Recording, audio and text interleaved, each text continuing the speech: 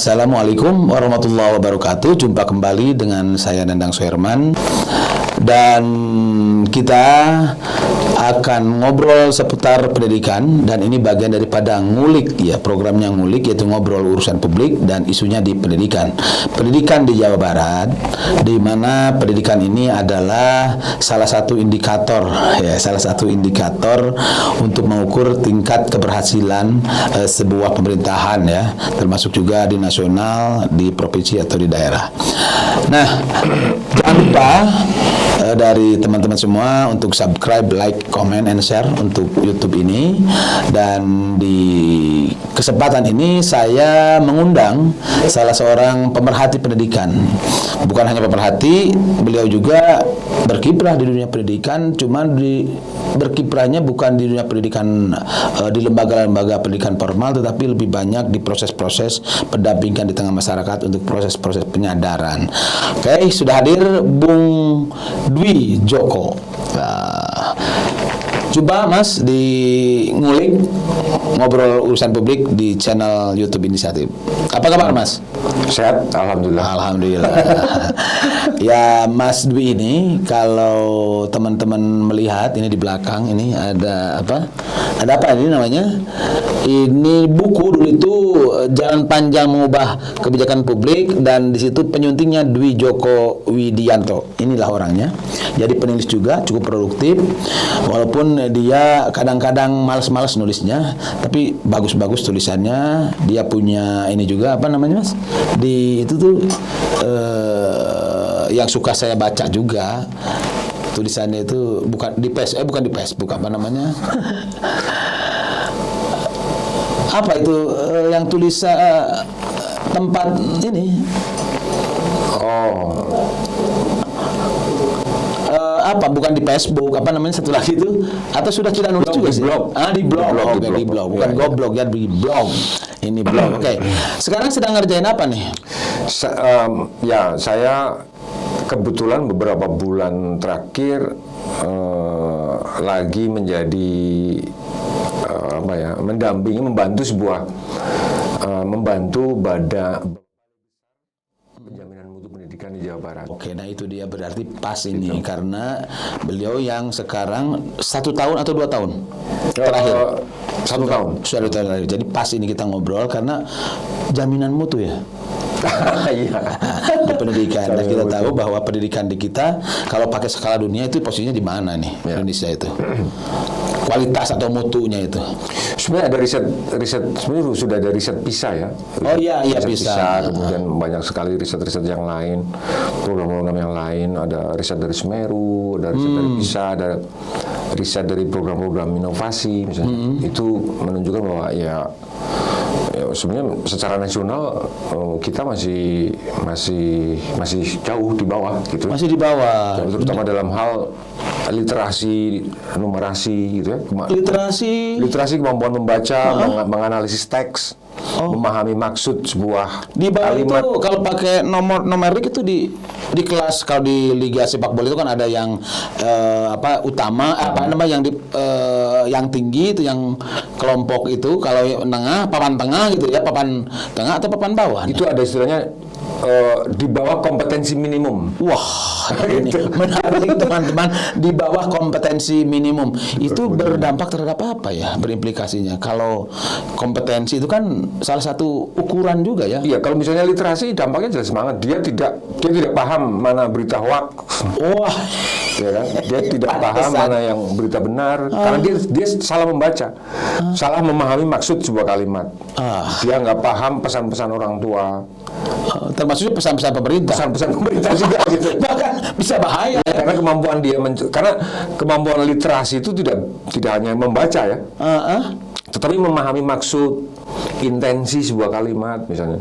Kalimat ini kira-kira mengandung maksud apa gitu. Jadi di belakang kalimat itu termasuk yang diukur di dalam riset PISA misalnya gitu. Oke. Nah, sekarang itu riset PISA untuk mengukur literasi dan numerasi itu diadopsi oleh kita dalam bentuk asesmen nasional. Jadi sudah ada langsung sekarang ini sudah dipakai gitu ya. Sejak kapan itu? Sejak tahun 2015 2021. Oke, sejak 2021. Ya, dari Berarti sejak kepemimpinan menteri yang ini. Ya, jadi dia pertama beliau menghapus ujian nasional, menggantinya dengan asesmen nasional. Oke. Asesmen nasional ini dilakukan secara menyeluruh, tidak hanya terhadap siswa. Jadi siswa itu juga dites tadi literasi dan numerasinya. Guru-guru dan sekolah juga mengisi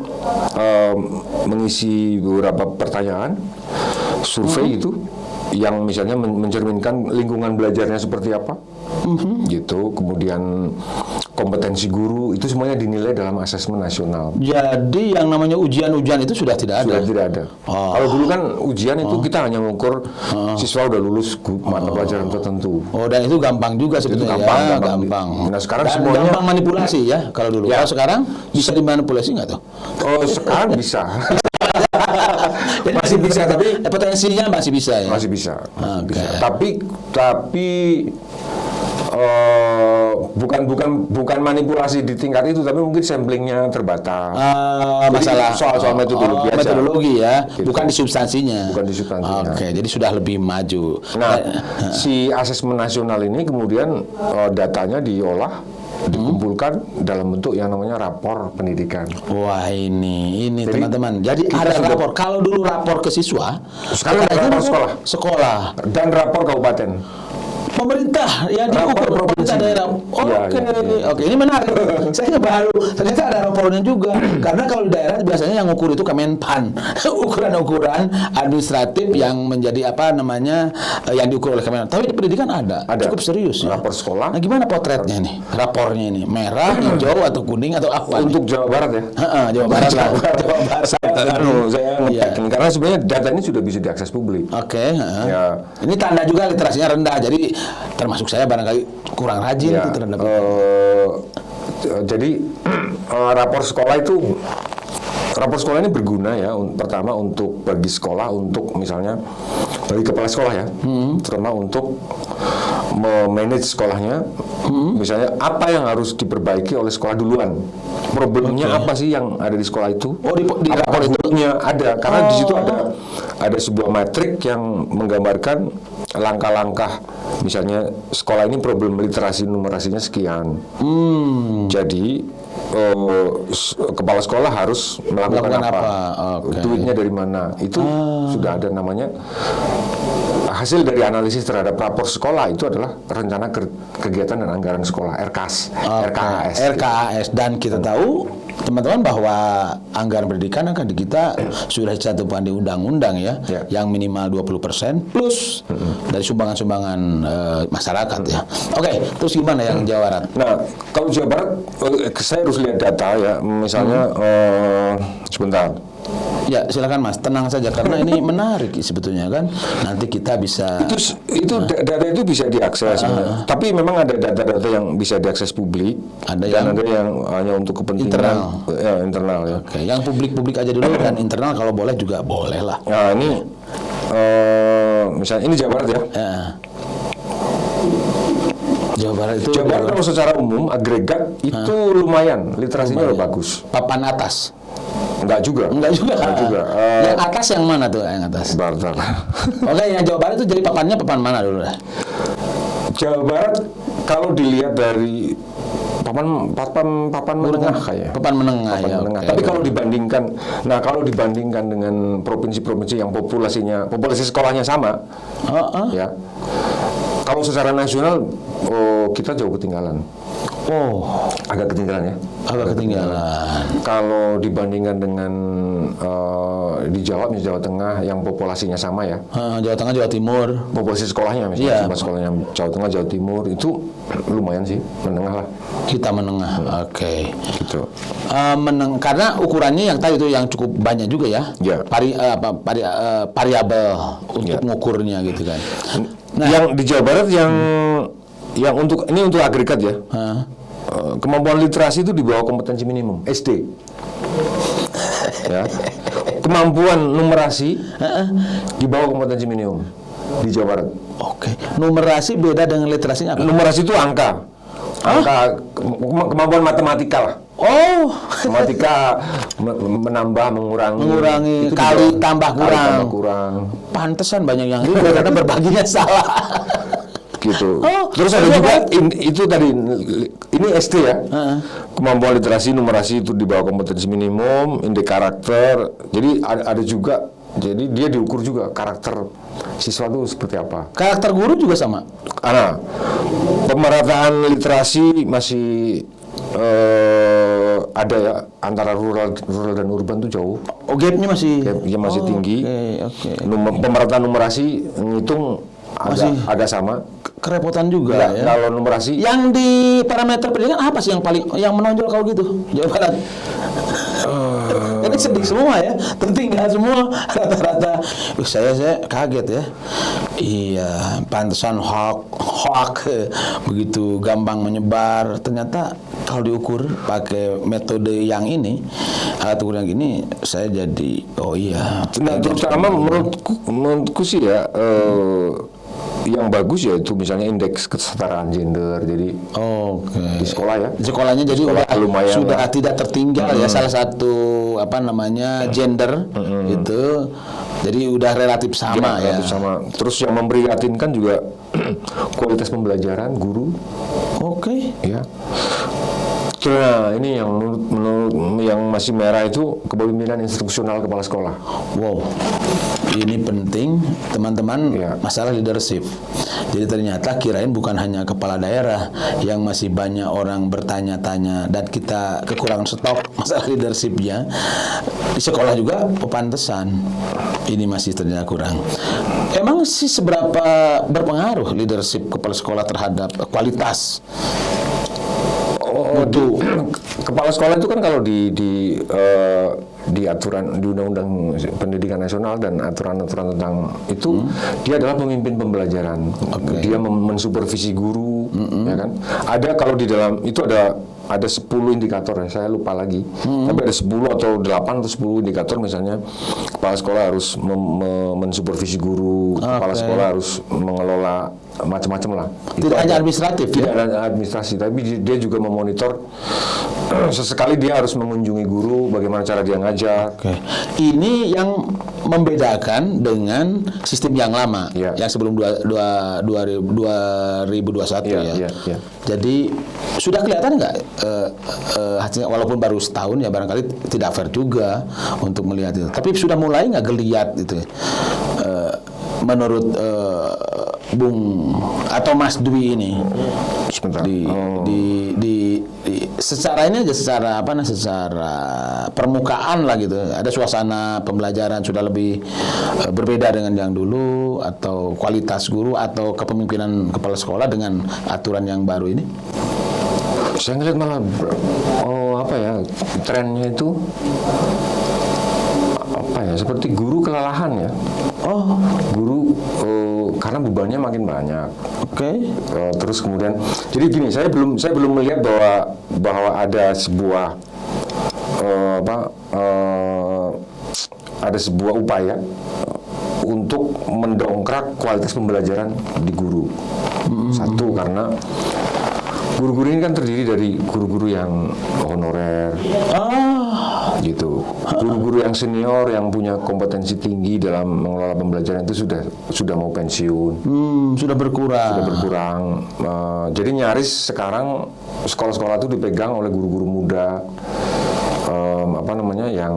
yang dia honorer, sudah muda honorer. Terus itu bukan hanya potret Jawa Barat, ini nasional. Semua nasional begitu. Semua nasional begitu. Dan itu berpengaruh terhadap kualitas ya, kualitas pembelajaran yang kualitas pembelajaran, numerasi. Sementara kualitas pembelajaran itu bagian daripada parameter yang diukur oleh rapor pendidikan itu. Itu teman-teman cukup ini ya. Kalau saya sih rada mulai ini sesuatu yang harus prioritas, harus ini kan, harus menjadi perhatian semua. Terkait dengan infrastruktur masih menjadi ini atau sekarang sudah lewat untuk isu itu? Di beberapa daerah yang nggak bisa untuk Jawa Barat dah. Untuk Jawa Barat ya.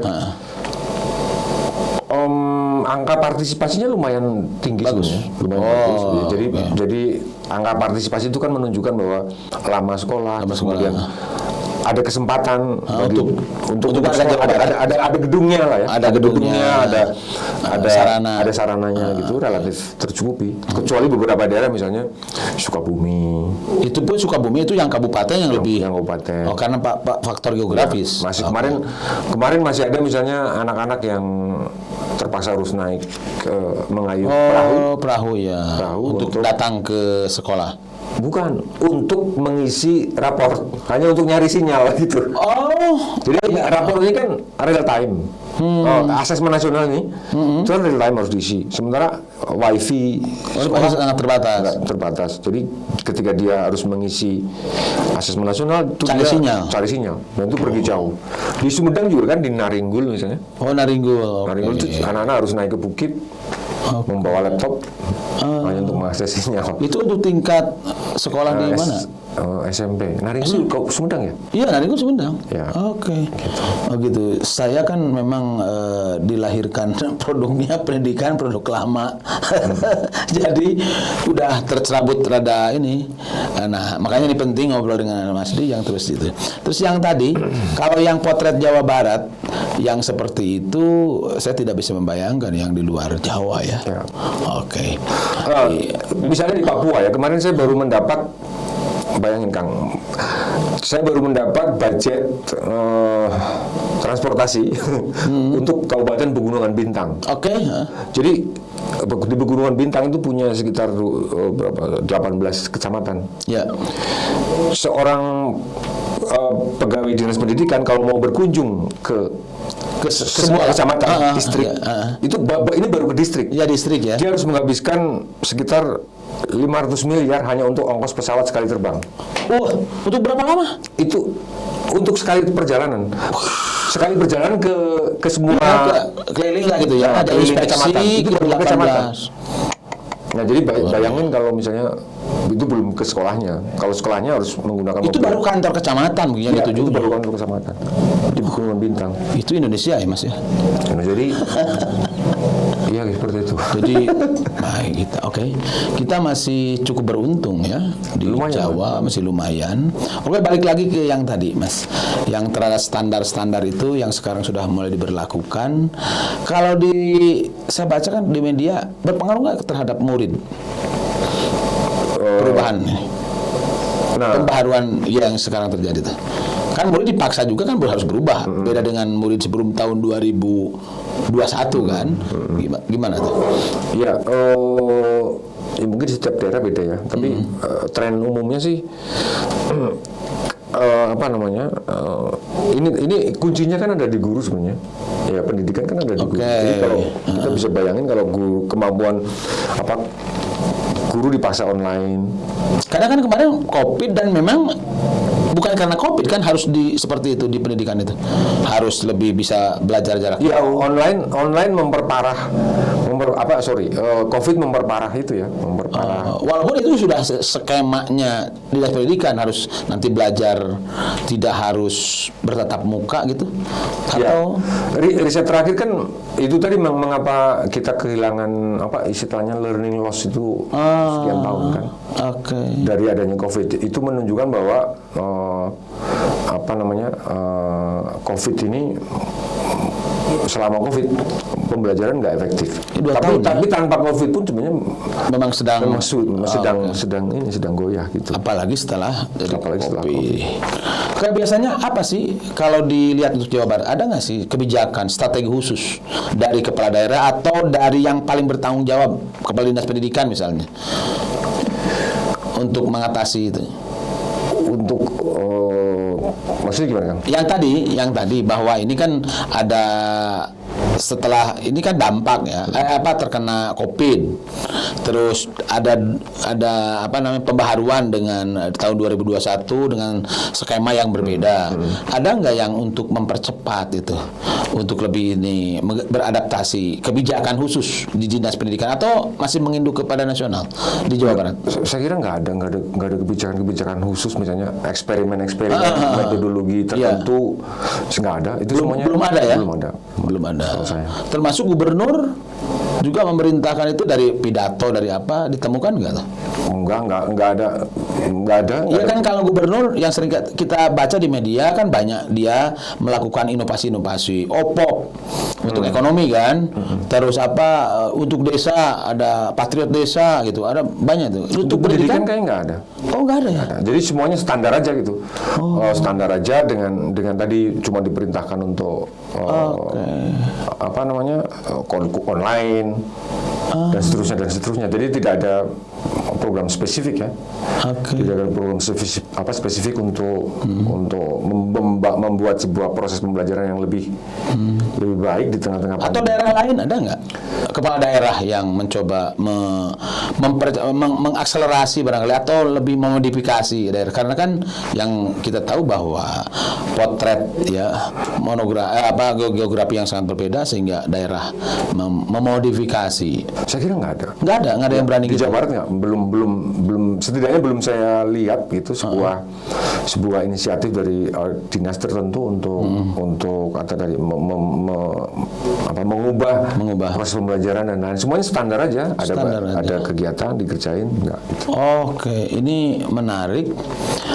Untuk Sumedang kan cukup energik tuh kepala daerahnya, terus Pemkabnya juga untuk mengembangkan, bahkan Sumedang mendapatkan rapot terutama dari penilaian Kemenpan RB SPBE, sistem pemerintahan berbasis elektronik. Apakah itu kelihatan nggak di pendidikan? Oh, kelihatan ya. Ada. Sumedang punya Perbub ya, namanya. Ada Perbub transformasi sekolah simpati kalau nggak salah. Kalau di Sumedang ada ya. Sumedang tuh dia punya Perbub namanya transformasi sekolah simpati. Idenya kira-kira sama, bagaimana mendongkrak proses pembelajaran, tetapi dengan dibebani atau diberi mandat untuk supaya sekolah-sekolah itu mengajarkan tadi moral. Oh, ya ada muatan-muatan moral yang sekarang ada muatan-muatan moral ya, simpati istilahnya. Iya. Apa istilahnya kan? Simpati itu ya simpati, beda dengan mentari lah. Tapi itu menjadi jargon ya, karena itu visinya Bupati Doni. Yang menarik itu dia mengintegrasikan program sekolah penggerak.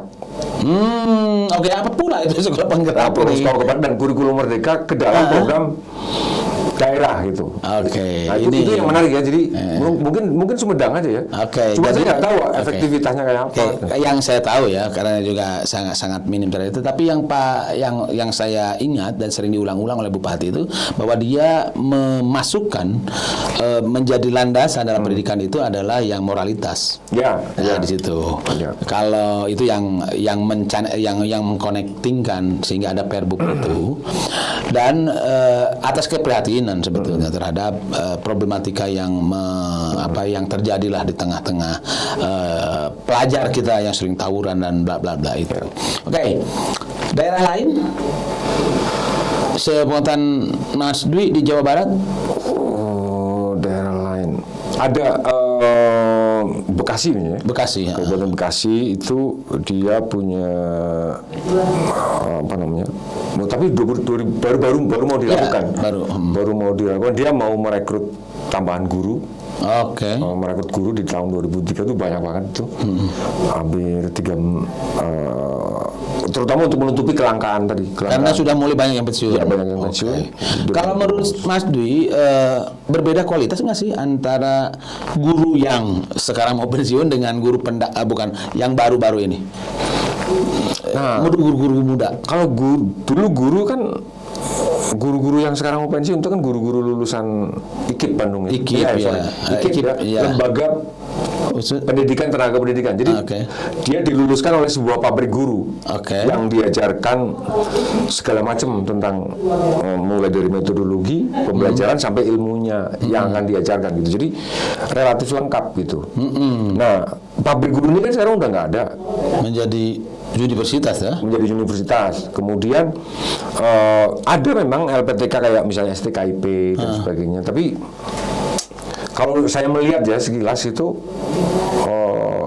jadi kita punya problem. Satu, guru-gurunya relatif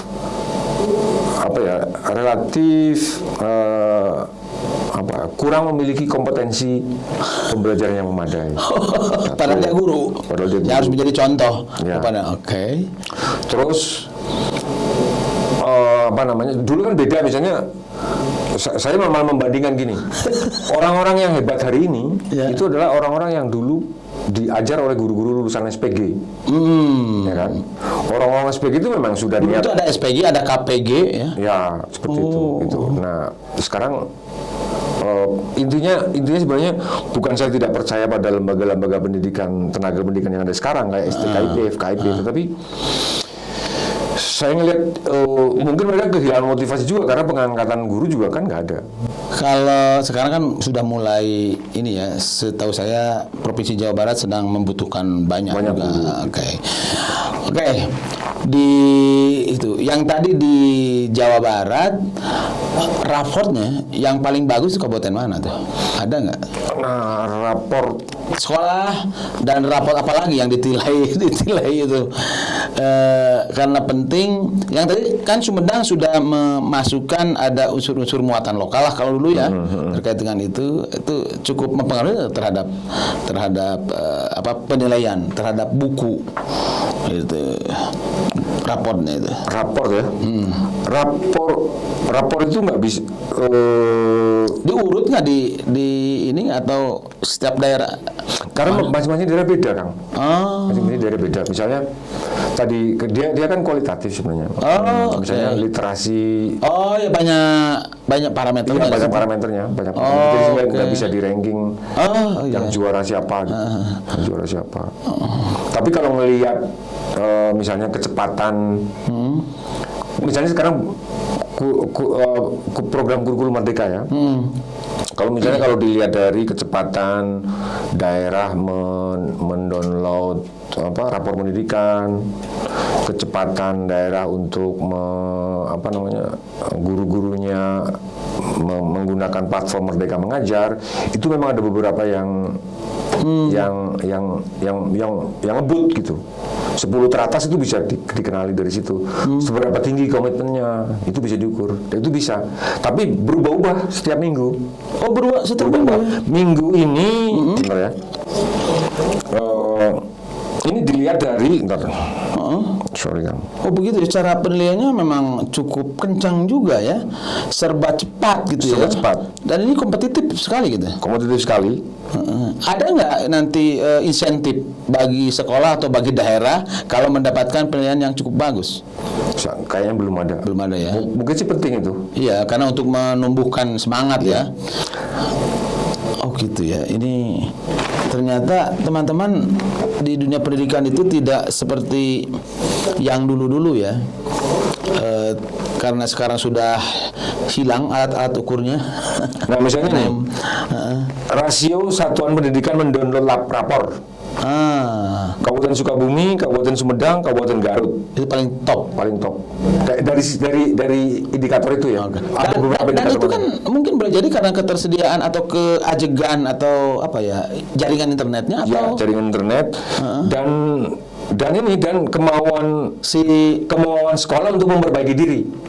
sekolah itu di bawah kepemimpinan kepala sekolah itu. Ya. Oke. Kalau Sukabumi, Sumedang, Garut lumayan. Untuk Minggu ini ya per 24 Oktober. untuk akses apa namanya, untuk download Download rapor. download